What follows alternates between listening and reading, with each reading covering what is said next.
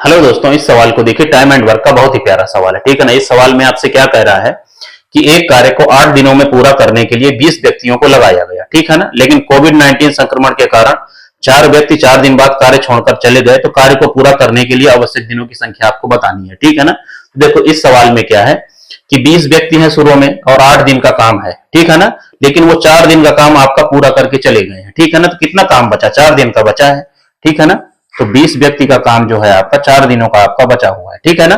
तो ये आपका रिमेनिंग वर्क है, 20 गुणे में आपका 4 बचा हुआ कार्य है, ठीक है ना। इसी को पूरा करना है, ठीक है। अब देखो पहले आपके कितने व्यक्ति थे? 20 व्यक्ति थे। 4 व्यक्ति आपके छोड़कर चले गए, तो कितने बचे आपके? 16।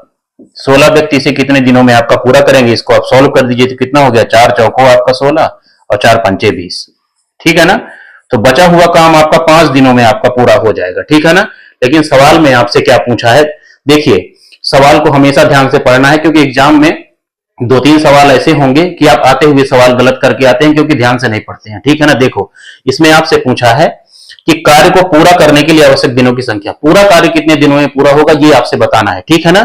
ये जो 5 है आपका, 5 दिनों में आपका जो बचा हुआ कार्य है वो पूरा हुआ है, लेकिन उन्होंने शुरू में आपका 4 दिन काम किया है, उसको आपको ऐड कर देना है, ठीक है ना।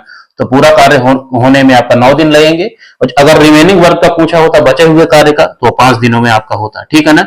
लेकिन यहां से पूरे कार्य का पूछा है, तो 9 दिन आपका आंसर हो जाएगा, ठीक है।